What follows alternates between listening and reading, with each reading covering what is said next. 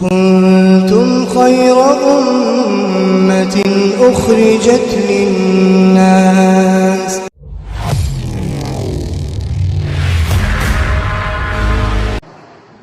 نحمدہ و نصلی علی رسولہ الکریم اما بعد۔ اے اللہ تعالیٰ کا شکر احسان و کرم ہے کہ اللہ تعالیٰ نے کو یہ عظیم اور مبارک مہینہ عطا فرمایا۔ یہ مہینہ جو ہے غم خواری کا مہینہ ہے اور اس کے بڑے بڑے فضائل ہیں کہ تمام ماہ کا سارے مہینوں کا سردار اللہ رب العالمین نے اسے بنا دیا، اور اس ماہ مبارک میں اللہ کے راستے کی محنت تو وہ نور علی نور ہے کہ اللہ کے راستے کی نیکی کتنی ہے کہ ایک کے بدلے 7 لاکھ آج کا وعدہ ہے، کم از کم 49 کروڑ 47 کروڑ کی روایتیں ملتی ہیں، اور ادھر ماہ مبارک میں ہر اجر 70 گنا بڑھا دیا جاتا ہے۔ اب 70 سے مراد جنرلی طور پہ یہ دیکھا جائے کہ یہ 69 70 والا 70 نہیں ہے، بلکہ عربی اعتبار سے دیکھا جائے تو عرب میں جب کسی چیز کو بہت زیادہ کے لیے شمار کرتے ہیں تو کہتے ہیں 70، یعنی جیسے ہم لوگ بولتے ہیں ہزاروں کی تعداد میں، ایسے وہ لوگ کہتے ہیں 70 کی تعداد میں۔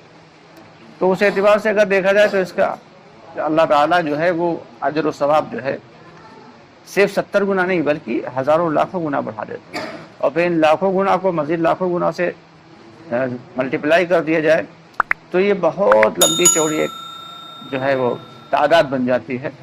تو اللہ کے راستے میں اور اس ماہ مبارک میں یہ دو چیزیں جب آپس میں جمع ہو جائیں تو پھر وہی بات ہے کہ نور علی نور۔ لیکن ان سب کا یقین بنانے کی ضرورت ہے۔ آج ہمارے دلوں میں ان تمام اعمال کا یقین نہیں ہے، جس کی وجہ سے اعمال نہیں ہو پا رہے۔ ہمارے وہ بھائی جو ابھی تک جن کو بلایا جاتا تھا وہ بہانہ کر دیتے تھے کہ ہم ناپاک ہیں یا ہمیں یہ عذر ہے، ہمیں یہ عذر ہے، اب وہ بغیر بلائے ہی ہمارے وہ بھائی بنا بلائے ہی الحمدللہ مسجد میں آ رہے ہیں۔ آخر اس کی کیا وجہ ہے؟ اس کی وجہ یہی ہے کہ ایک ماحول بنا ہوا ہے، ٹھیک ہے؟ جو ماحول کی وجہ سے کبھی کبھی یہ بھی دیکھا گیا کہ جو ذہن سے بیکار ہے یعنی پاگل قسم کے لوگ ہیں وہ بھی جو ہے وہ ٹوپی لگا کے مسجد کے اندر آتے ہوئے دیکھے گئے، کیونکہ انسان کی فطرت یہ ہے کہ وہ ماحول کے اعتبار سے عمل کرتا ہے۔ لوگوں کو دیکھا مسجد کی جانب جاتے ہوئے تو دوسرے جو نہیں جا رہا ہے وہ بھی جانے کی کوشش کرتا ہے۔ تو خاصیت یہ ہے اس ماہ مبارک کی کہ اس میں اللہ کی جانب سے رحمتیں اور برکتوں کا بے شمار نزول ہوتا ہے، لیکن یہ رحمتوں اور برکتوں کا نزول کچھ ایسے لوگ ہیں جن پر نہیں بھی ہوتا ہے۔ جیسے دو لوگ آپس میں اگر انہوں نے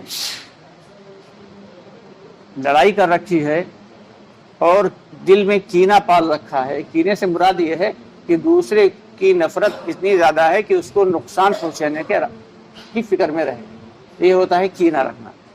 تو اگر دلوں میں کینہ پلا ہوا ہے تو پھر اس ایسے شخص کی بخشش اس ماہ مبارک میں بھی نہیں ہوگی۔ عام طور سے دیکھا گیا ہے شراب سے ہم بچ جائیں گے، زنا سے ہم بچ جائیں گے، نظروں کی حفاظت بھی کر لیں گے، لیکن زبان کی حفاظت یہ بہت مشکل ہوتی ہے۔ زبان کی حفاظت کرنا یہ بہت ہی اہم چیز، بہت اہم چیز۔ زبان سے حفاظت سے مراد کیا ہے؟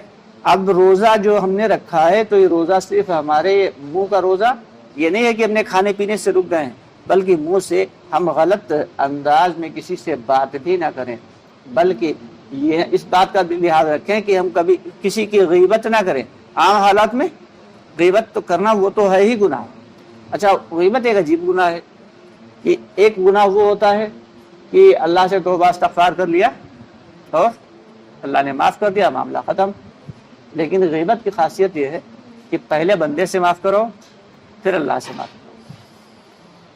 تو یہ بڑا عجیب معاملہ ہے کہ ہمارے ایک ساتھی تھے، انہیں بڑا شوق ہوا اللہ کے راستے میں لگے، اور پھر انہوں نے جب یہ سنا کہ غیبت کا یہ غلطی جس نے کی ہے غیبت کرنے کی، تو اس کا گناہ یہ ہے کہ پہلے جا کے اس ساتھی سے معافی مانگے اور جس کی یہ غیبت کی ہے، اور اس کے بعد پھر اللہ سے توبہ استغفار کرے۔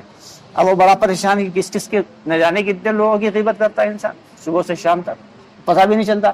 ارے وہ تو اس کے اندر ہے برائی نا، ہم اس لیے کہتے ہیں غیبت کا مطلب کیا ہے، ہم لوگ کیا کہتے ہیں، ارے منع اگر کرو تو کہیں ارے اس کے اندر وہ برائی ہے، ارے وہ برائی ہے پھر اس کی برائی کر رہے ہیں، تو یہی تو غیبت ہے۔ اگر وہ برائی اس کے اندر نہیں ہے اور پھر ہم اس کی وہ برائی بیان کریں تو یہ بہتان ہے، یہ غیبت سے بھی بڑا گناہ۔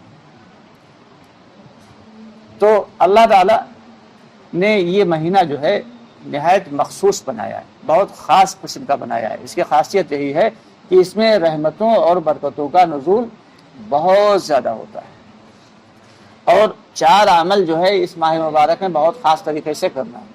کتنے عمل کرنا ہے؟ زیادہ 4 اعمال کرنا ہے۔ کہ پہلا یہ ہے کہ کلمہ طیبہ بے تحاشا پڑھنا، کہ لا الہ الا اللہ محمد رسول اللہ کثرت سے پڑھا جائے۔